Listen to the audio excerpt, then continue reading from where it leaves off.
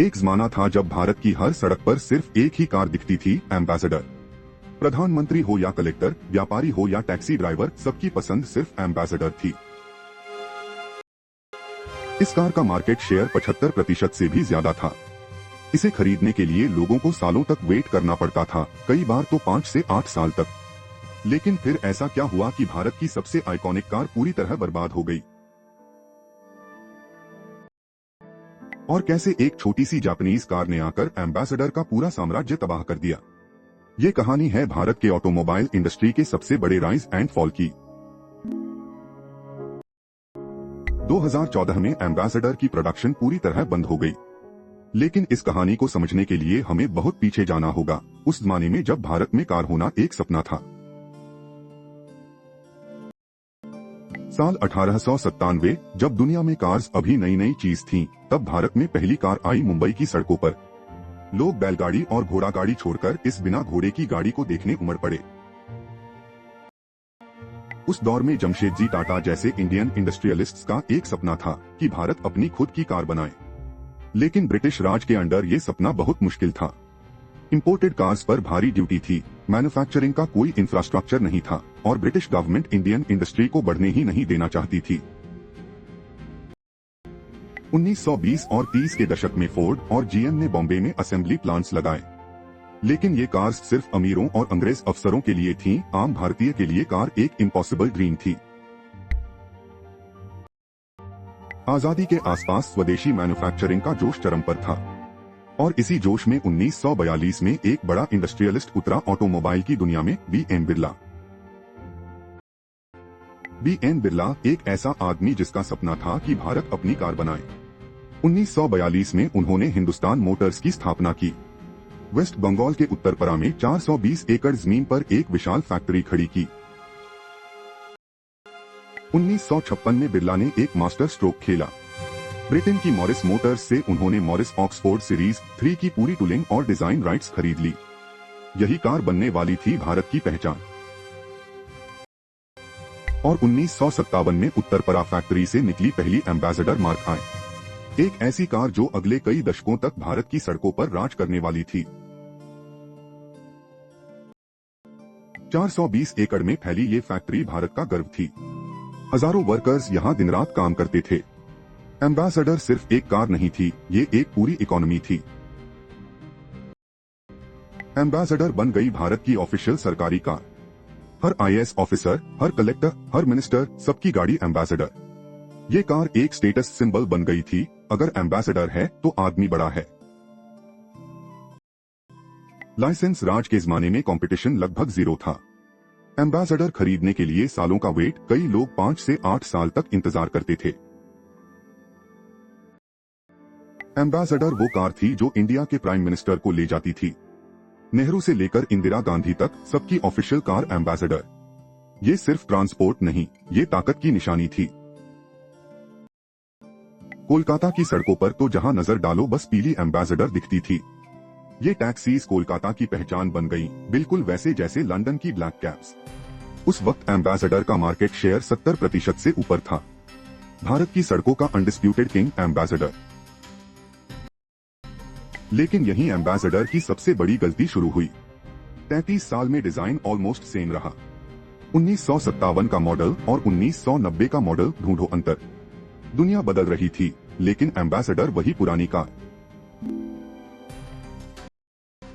Waste Bengal में labour problems ने Hindustan Motors की कमर तोड़ दी। बार बार स्ट्राइक्स, प्रोडक्शन डिलेज, फैक्ट्री चलती कम, बंद ज्यादा रहती थी। क्वालिटी गिरती गई, कॉस्ट्स बढ़ते गए। 1980 में दुनिया में कार्स का रेवोल्यूशन आ चुका था। जापान, जर्मनी, अमेरिका सब एरोडायनामिक, फ्यूल एफिशिएंट कार्स बना रहे थे और हिंदुस्तान मोटर्स अभी भी 1956 की डिजाइन चला रहे थे। एम्बेसडर की फ्यूल एफिशिएंसी भी बेहद खराब थी। जहां नई कार्स 18 किलोमीटर एल दे रही थीं, एम्बेसडर मुश्किल से 10 किलोमीटर एल देती थी। मिडिल क्लास के लिए ये बहुत महंगा था। और तभी आई वो तूफान जिसने सब बदल दिया। 1982 में इंडियन गवर्नमेंट ने जापान की सुजुकी के साथ एक जॉइंट वेंचर किया, मारुति सुजुकी। ये डील भारत के ऑटोमोबाइल हिस्ट्री को हमेशा के लिए बदल देने वाली थी। 14 दिसंबर 1983 पीएम इंदिरा गांधी ने हरपाल सिंह को लॉटरी विनर के रूप में पहली मारुति 800 की चाबी दी। कीमत सिर्फ 47,500 रुपए। आम आदमी की कार आ गई थी। Maruti 800 half the price, double the mileage, modern design और इंस्टेंट डिलीवरी। एम्बेसडर के मुकाबले मारुति हर तरह से बेहतर थी। मिडिल क्लास को अब चूज करने की जरूरत ही नहीं थी और एम्बेसडर का मार्केट शेयर गिरता गया 70% से 55%, फिर 35%, फिर 20%। हर साल मारुति और बड़ी होती गई और एम्बेसडर और छोटी। ये तो बस शुरुआत थी। फिर 1991 में आया वो अर्थक्वेक जिसने पूरी इकोनॉमी बदल दी, इकोनॉमिक लिबरलाइजेशन। भारत के दरवाजे दुनिया के लिए खुल गए और एम्बेसडर के लिए ये डेथ वारंट था। होंडा, फोर्ड आई 1995 में, हुंडई आई 1996 में। हर ब्रांड अपनी modern, stylish, fuel efficient cars लेकर आया। एम्बेसडर एक आउटडेटेड डायनासोर दिखने लगी। कस्टमर अब एसी चाहता था, पावर स्टीयरिंग चाहता था, म्यूजिक सिस्टम चाहता था। नया इंडिया नई चीजें मांग रहा था और एम्बेसडर अभी भी वही पुरानी बात कर रही थी। एम्बेसडर के शोरूम्स खाली होते गए। लोग भूल गए कि एम्बेसडर भी एक ऑप्शन है। जो कार कभी सालों साल वेटिंग पर थी, वो अब शोरूम में धूल खा रही थी। हिंदुस्तान मोटर्स ने कोशिश तो की, एम्बेसडर, ऑनकोर, एविगो, नोवा जैसे वेरिएंट्स निकाले, लेकिन रियलिटी ये थी कि ये वही पुरानी कार थी, बस कॉस्मेटिक चेंजेस के साथ।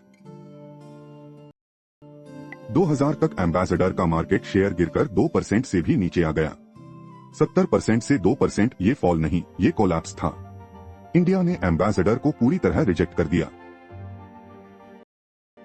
24 मई 2014 उत्तरपरा फैक्ट्री से आखिरी एम्बेसडर निकली। वर्कर्स चुपचाप खड़े देखते रहे।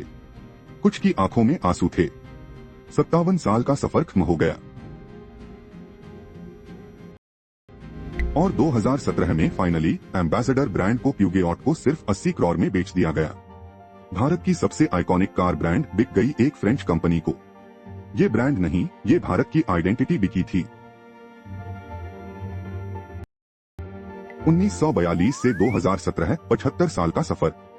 शुरुआत में विजन था, बीच में ग्लोरी थी, लेकिन अंत में सिर्फ पछतावा बचा। तो एम्बेसडर से हम क्या सीख सकते हैं? लेसन नंबर 1, इनोवेट और डाई। एम्बेसडर ने 33 साल तक सेम डिजाइन चलाया। आज की दुनिया में अगर आप इवॉल्व नहीं करोगे तो मार्केट आपको रिप्लेस कर देगा। Lesson 2, monopoly is a trap. जब कंपटीशन नहीं होता तो कंपनी कंफर्टेबल हो जाती है। एम्बेसडर को लगा कि कस्टमर हमेशा आएगा, लेकिन जैसे ही डोर खुला कस्टमर भाग गया। और सबसे बड़ा lesson, customer is king, product नहीं। एम्बेसडर एक ग्रेट प्रोडक्ट था अपने टाइम में, लेकिन कस्टमर बदल गया और प्रोडक्ट नहीं बदला। याद रखना, जो कस्टमर की सुनता है वही टिकता है। एम्बेसडर भले ही रोड पर नहीं है, लेकिन हर भारतीय के दिल में हमेशा रहेगी। ये कार एक लेजेंड थी, एक एरा थी और इसकी कहानी हमें याद दिलाती है, अडैप्ट करो, इनोवेट करो, वरना हिस्ट्री बन जाओगे।